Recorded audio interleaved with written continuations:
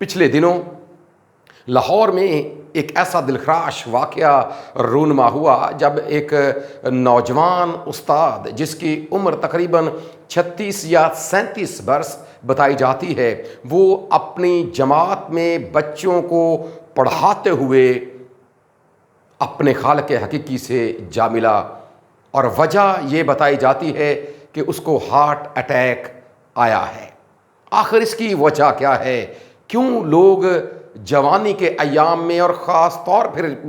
جب اس کے بارے میں بالکل انسان کو خبر بھی نہیں ہوتی، کیوں پھر ایسے حادثات رونما ہو جاتے ہیں، یا پھر کوئی ایسی بیماری اچانک جس کا پہلے سے پتہ بھی نہیں ہوتا ہم پر حملہ آور ہوتی اور ہم سے ہماری زندگی چھین کر لے جاتی ہے، یا اکثر اوقات روڈ کے اوپر چلتے ہوئے واقعات رونما ہو جاتے ہیں، یا اکثر اوقات پانی جیسی جو نعمت ہے وہ ہمیں بہا لے جاتی ہے اور ہم سے ہماری زندگی چھین لے جاتی ہے۔ ایسے تلخ حقائق ہماری زندگی میں جب پورے ہوتے ہیں تو پھر ظاہری سی بات ہے ہمارے ذہن میں بہت سے سوالات جنم لیتے ہیں، لیکن ہم اس بات کے لیے خدا کا شکر ادا کرتے ہیں کہ اس نے اپنے پاک کلام میں ہمیں ان سارے سوالات کے جوابات دیے ہیں۔ اور آج ہم اسی نوجوان استاد کی موت کو سامنے رکھتے ہوئے کہ اچانک یہ واقعہ رونما ہوا اور چند منٹس کے دوران ہی اس کی جو جان ہے وہ اس کے بدن سے جدا ہو گئی، اور جو اس کے ساتھ کولیگز تھے ان کے یہ بیانات سامنے آئے ہیں کہ ہاسپٹل ہم سے تقریباً 10 منٹ کی دوری پر تھا، لیکن وہاں پر پہنچنے سے پہلے ہی اس کی جو سانس ہے وہ بند ہو چکی تھی۔ ایسا کیوں ہوتا ہے؟ آئیے پاک کلام کی روشنی میں ایک بڑی عجیب سی حقیقت اور حیران کن حقیقت ہم سیکھنے کی کوشش کرتے ہیں۔ خدا کے پاک کلام میں ایک حوالہ ہے وائس کی کتاب اور اس کا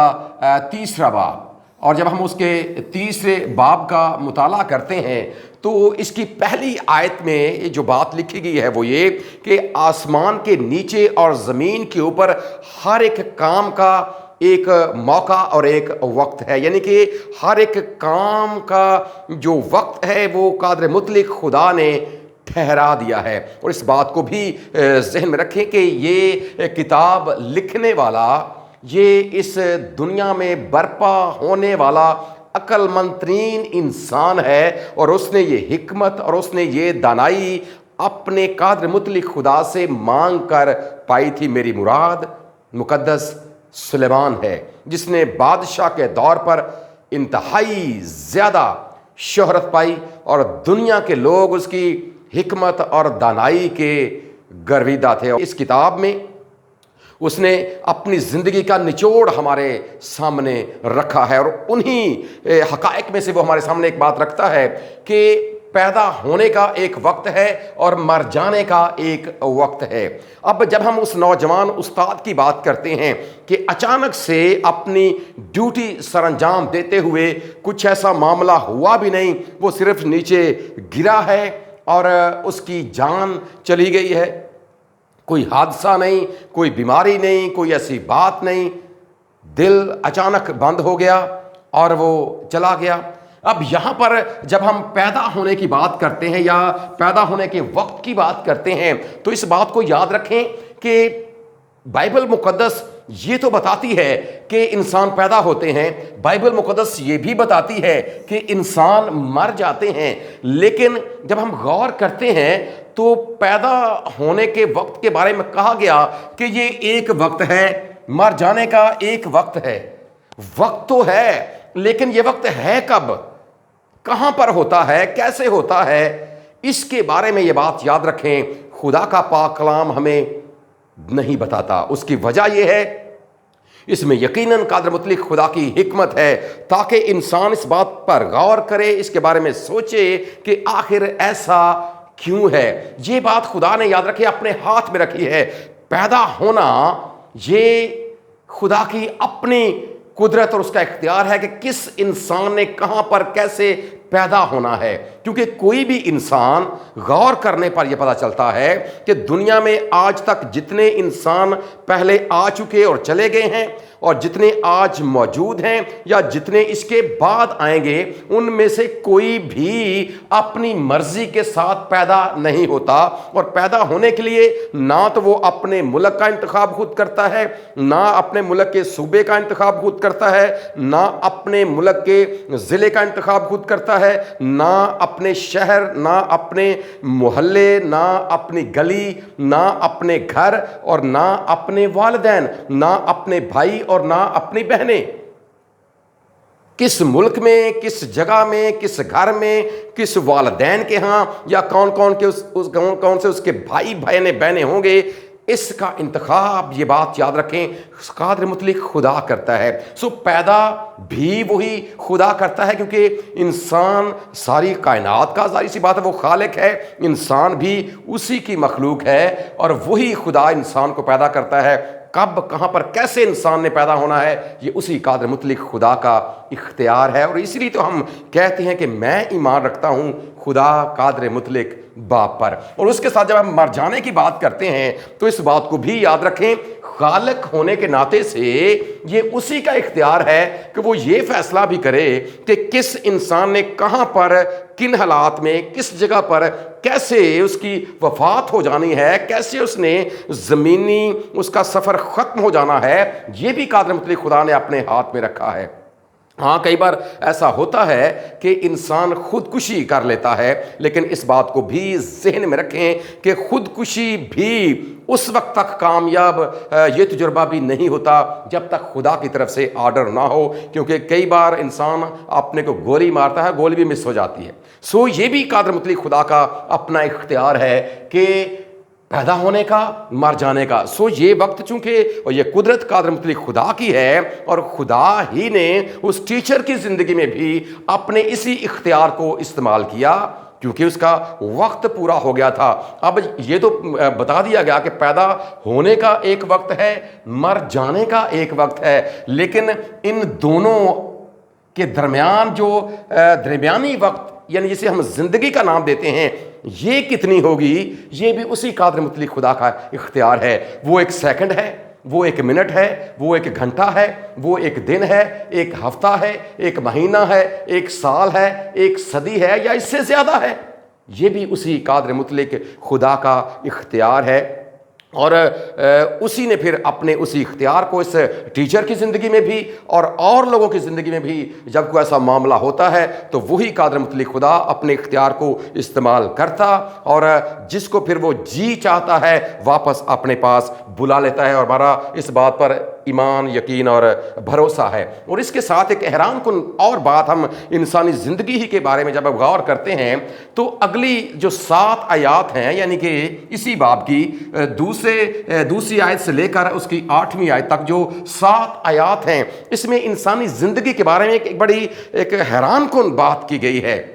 جب ہم ان 7 آیات کی بات کرتے ہیں، یعنی وائس کی کتاب کا 3 باب اور اس کی دوسری آیت سے لے کر 8ویں آیت تک جو 7 آیات موجود ہیں، ان 7 آیات میں کل 28 چیزوں کا بیان ہم کو ملتا ہے۔ جب آپ اس کو بغور پڑھتے ہیں، اس میں ہمیں کل 28 چیزیں بیان کی گئی ہیں، اور یہ 28 چیزیں، ان میں سے جو 14 چیزیں ہیں، جو 14 ہیں وہ مثبت ہیں اور جو 14 ہیں وہ منفی ہیں، یعنی جب آپ دونوں کو پلس کریں گے تو جواب آئے گا 28۔ اب یہ 14 مثبت کس طرح کی ہیں؟ جس طرح اس آیت میں بیان کیا گیا، پیدا ہونا یہ ایک مثبت چیز ہے، مر جانا یہ ایک منفی چیز ہے۔ اور اس کے ساتھ جب آپ پوری دوسری آیت سے لے کر 8ویں آیت تک پڑھیں گے تو آپ کو اسی طرح کی ایک دوسرے کے اپوزٹ، یعنی کہ ایک دوسرے ایک پازیٹیو ہے، ایک نیگیٹو ہے، اس طرح کی کل آپ کو 28 چیزیں لکھی ہوئی ملیں گی۔ اور جب چونکہ ایک مثبت ہے ان میں ایک منفی ہے، اب جب آپ اس پر ایک ریاضی کا کلیہ اپلائی کرتے ہیں، ایک ایکویشن ہے، ایک طرف جو 14 چیزیں ہیں وہ پلس میں ہیں، ایک طرف جو 14 چیزیں ہیں وہ مائنس میں ہیں، اور جب آپ ان کو اکٹھے لکھتے ہیں تو ریاضی کے اصول کے مطابق یہ ایک دوسرے کو کینسل کر رہی ہیں۔ یہ ایک دوسرے کو کینسل کرتی ہیں اور ان کا جو جواب ہے وہ ہے زیرو۔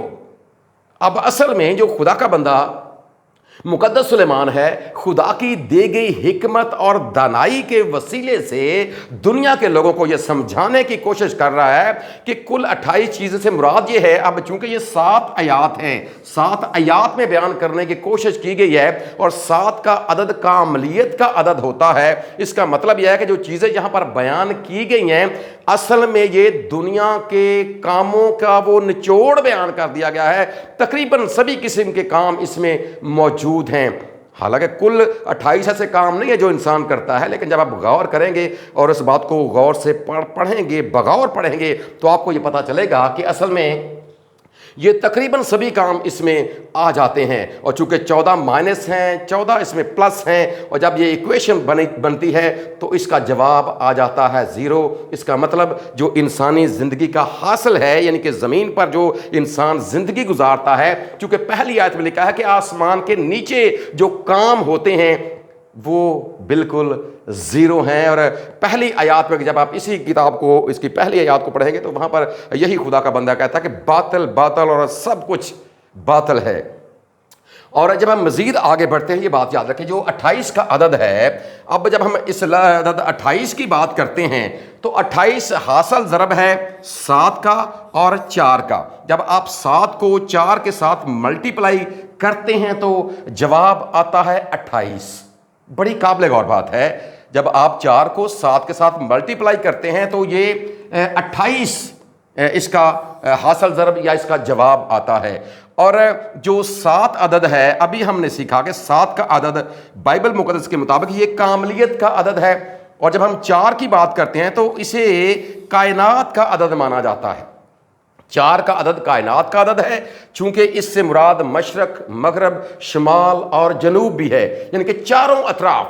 مشرق، مغرب، شمال، جنوب، چاروں طرف کل کائنات۔ اب کل کائنات کی عدد کو، کاملیت کے عدد کو جب آپ ملٹیپلائی کرتے ہیں، ضرب دیتے ہیں ایک دوسرے کے ساتھ، تو جواب آتا ہے 28۔ اور اسی طرح اس نے ان 28 چیزوں کو بیان کیا گیا ہے کہ اس میں کل کائنات ہے۔ اب چونکہ 14 مائنس ہے، 14 مثبت ہیں، اور جب یہ ان کو برابر لکھا جاتا ہے تو حاصل ضرب آتا ہے زیرو۔ اور دراصل یہی انسانی زندگی ہے جس کا آخر بالکل زیرو پہ ختم ہو جاتا ہے، اور انسان زمین پر پیدا ہوتا ہے،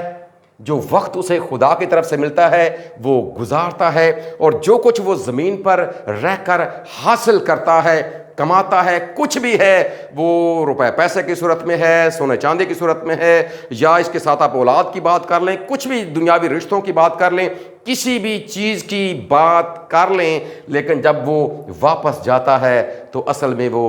زیرو ہوتا ہے، اپنے ساتھ کچھ بھی نہیں لے کر جاتا۔ لیکن خدا کا پاک کلام یہ بیان کرتا ہے کہ جو اس نے اعمال زمین پر رہ کر کیے ہوتے ہیں وہی اصل میں اسی کے ساتھ جاتے ہیں۔ اور مکاشفہ کی کتاب میں لکھا ہے، اگر آپ اس کا 20واں باب اس کی 11ویں سے 15ویں آیت کو پڑھتے ہیں تو وہاں پر لکھا ہے کہ جب عدالت ہوگی تو پھر